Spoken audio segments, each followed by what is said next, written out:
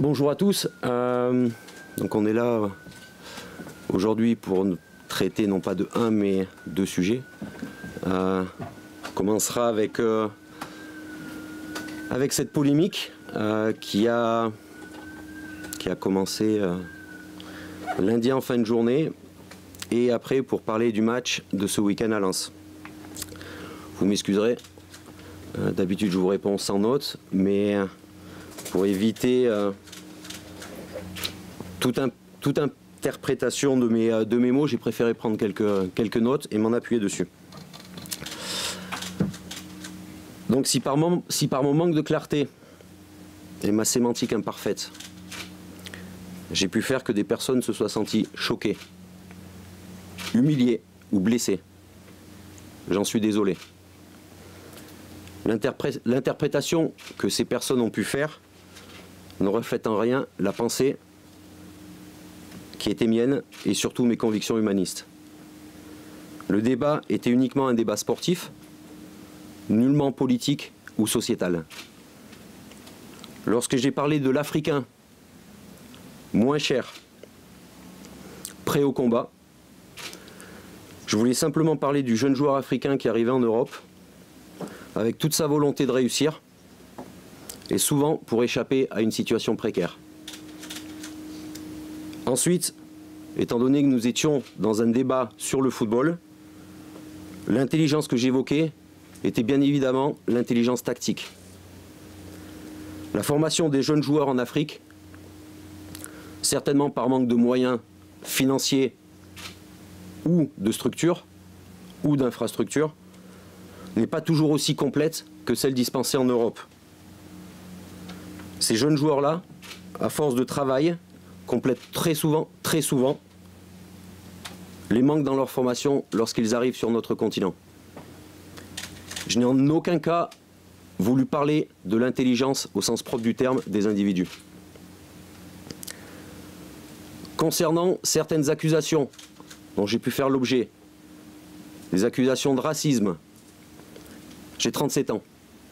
J'en ai 32 passés dans des vestiaires de football. Je n'ai jamais eu un problème avec qui que ce soit.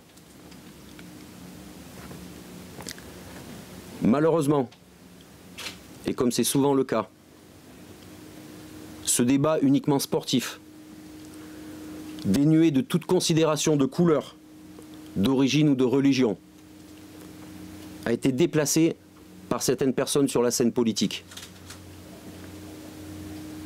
Je regrette que ces mêmes personnes ne lisent pas les choses jusqu'au bout, où je dis,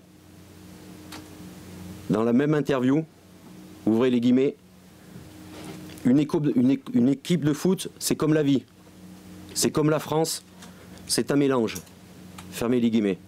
Et moi, je suis fier d'être français.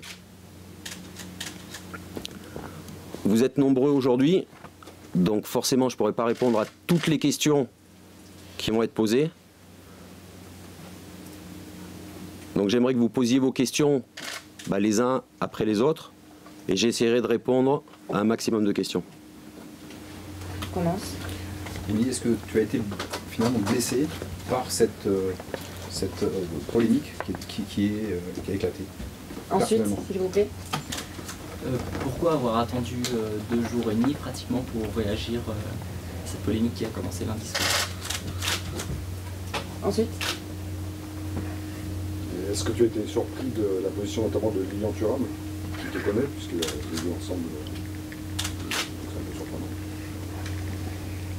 Est-ce que tu peux nous dire comment ça s'est passé avec tes joueurs et ce que tu leur as expliqué? Est-ce que vous allez réagir au niveau du droit aux personnes qui comptent porter plainte contre vous? Ce sera tout? Pour l'instant. Oui, ce sera tout.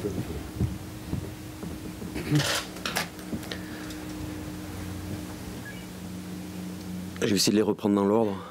Je suis désolé. Si j'ai été blessé, oui.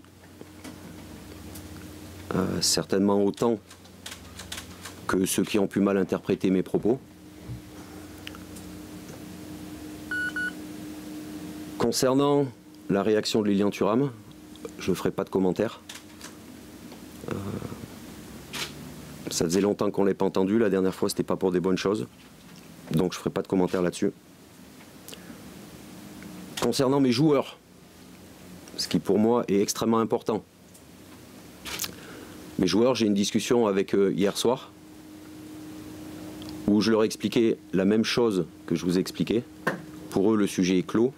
Je crois qu'il y en a déjà certains qui se sont exprimés sur le sujet sur des radios ou sur des télévisions hier et encore ce matin.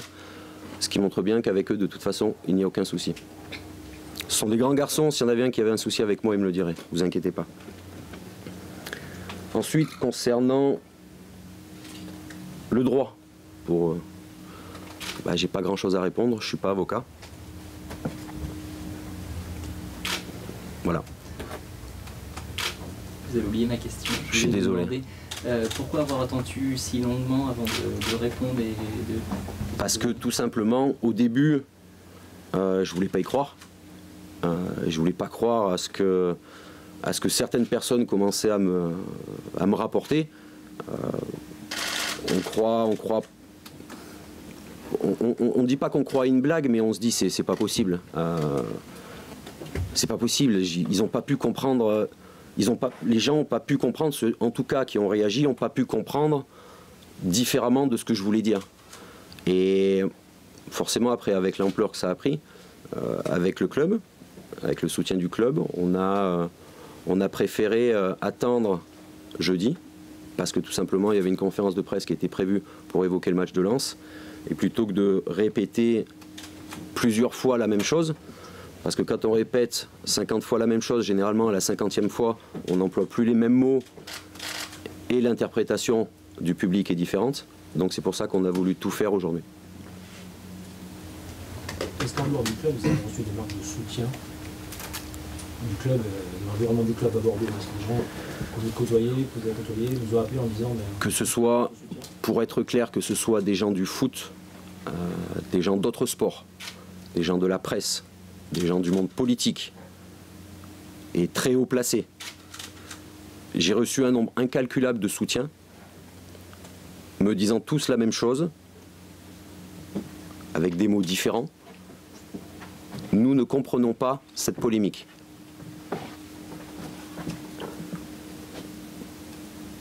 Mais forcément, quand en l'espace de 48 heures, vous recevez par mail, par SMS ou par téléphone plus d'1 millier de soutiens, ça vous montre bien que finalement vous n'êtes pas une mauvaise personne. Admettez une maladresse, Louis Sagnol? Pour essayer de conclure,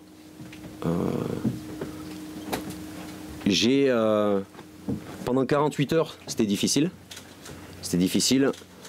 Pour moi, pas forcément parce que je savais ce que j'avais dit et surtout je savais l'idée qu'il y avait derrière mes mots. C'était un peu plus difficile pour certaines personnes autour de moi, mon entourage, pour le club, pour les joueurs, qui ont été confrontés à ça maintenant depuis plusieurs heures. Quand je parle d'un Africain puissant, en manque d'intelligence tactique, pas forcément discipliné et pas forcément concentré, ça provoque un tollé. Je vais vous lire un blog qui date de mai 2012. Donc j'ai pas mis le blog en entier. Mon débat du jour n'est pas sur la gestion globale du football du vieux continent. On débattra là-dessus une autre fois. Mais plutôt sur les aspects techniques, voire tactiques, qui font qu'on reconnaît spécifiquement un Africain. Les qualités dominantes et reconnues du footballeur africain sont la puissance athlétique et l'agilité. Les lacunes sont généralement d'ordre tactique, domaine où la discipline et la concentration font défaut. S'il faut se concentrer sur un point, cela me semble être la formation de nos jeunes. Oui, mais qui pour les former? Vu qu'on ne s'attarde pas sur la formation de nos formateurs, et quand ces derniers ont de la qualité, on constate que ce sont souvent ces Occidentaux. Je vous laisse deviner à qui ce blog appartient, qui a écrit ce blog. C'est monsieur Patrick Mboma, international camerounais, des années 2000 et qui a joué dans quelques clubs français. Est-ce que ça peut, vous pensez que ça peut souder aussi votre équipe et avoir des conséquences positives sur le terrain? Je ne sais pas. Alors, est-ce que ça peut perturber la préparation du match contre Lens? Je l'espère pas. Je l'espère pas. C'est un match important pour le club. Nous restons sur 2 bons résultats et avant la trêve internationale, l'objectif sera vraiment de prendre les 3 points. Tu penses que tes joueurs auront la tête au match dans ce contexte-là? Je ne vois pas pourquoi ils n'auraient pas la tête au match. Vous récupérez déjà Poco et Palois qui reviennent de suspension. Est-ce qu'il y a d'autres joueurs éventuellement qui peuvent revenir pour ce match à Lens? On verra. Positif, on verra. On a encore quelques entraînements, encore 2 entraînements avant de partir. On verra le groupe qu'on amènera à Lens vendredi après-midi.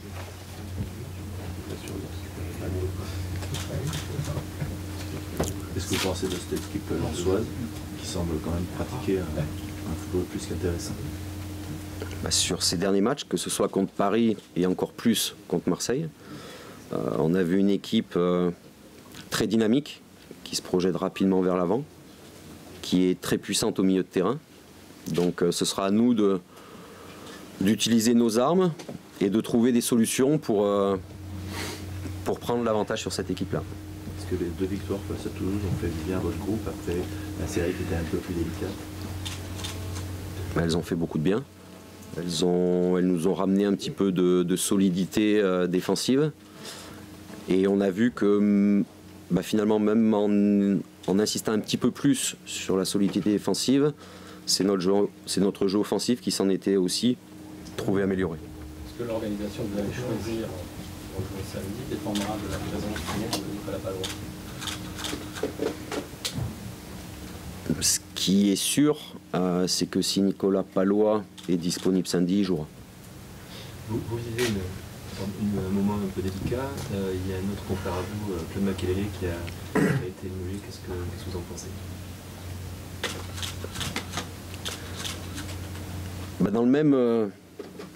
Dans le même entretien qui a fait tant polémique, je m'étais déjà exprimé dessus. Claude, c'est un ami, et forcément, quand un ami est en difficulté, on ne les tire pas dessus à boulet rouge, au contraire, on le soutient. Ça veut dire que Claude aussi vous a... C'est ce que font les amis généralement. Des questions sur le match encore ou pas? Est-ce que ta réflexion a évolué sur la défense à 3? Est-ce que ça devient une vraie alternative dans la durée? Au-delà de tout pour répondre à des absences? Ça a toujours été une alternative qu'on n'avait pas jugée nécessaire jusqu'à présent, mais que sur les 2 matchs face à Toulouse, pour nous, c'était la meilleure façon, déjà en coupe, de se qualifier et en championnat de reprendre les 3 points. Je ne dis pas qu'on va faire ça chaque week-end, je ne dis pas que ça va être refait, mais en tout cas, c'est une possibilité et on a vu ce que ça nous a apporté. C'était surtout pour répondre à des problèmes de ton équipe, des absences, ou de fatigue, ou tu as parlé des C'était un peu de tout. C'était pour répondre voilà, à une problématique d'adversaire, pour répondre à une problématique d'effectif, pour répondre à une problématique de projection vers l'avant. Et on a pensé que ce système-là, en tout cas cette animation-là, allait nous apporter plus de garanties. Au détriment d'autre chose? Ou c'est un bon équilibre selon toi? Ça peut toujours être un détriment au niveau du jeu sur les côtés, par exemple, puisqu'on enlève les doublons sur les côtés. Mais notre qualité de jeu a finalement été meilleure sur les 2 derniers matchs, parce que avec les absences, notamment de Jussier et d'Henri Cévé, à qui on souhaite tous les 2 de revenir le plus vite possible, on a moins de joueurs de côté capables de combiner. Est-ce que ça peut être une solution pour les défauts techniques, on va dire, que vous rencontrez, les déchets techniques que vous rencontrez au milieu justement? Ce qui est sûr, c'est qu'on a moins de... Dans un système comme ça, on a moins de conservation. On a un jeu beaucoup plus rapide vers l'avant. Et c'est vrai qu'on a vu aussi les derniers matchs, on avait un déchet technique qui était relativement élevé. Donc c'est un critère également sur je dirais, sur notre décision de changer de système. Oui, puis on a les joueurs pour, que ce soit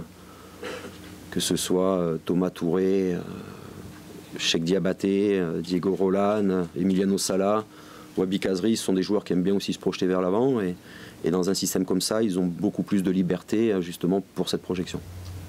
Est-ce que le retour de Marc Planus, le bon match qu'il a fait dimanche, change la donne en défense centrale ou les données restent les mêmes? À quel niveau?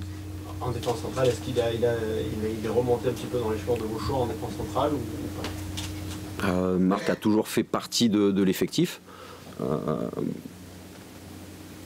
Et forcément, sur une défense à 3, parce qu'il y a un défenseur central supplémentaire, les besoins sont plus importants. Et surtout, Marc a des qualités qui font qu'il est très utile dans un système comme ça.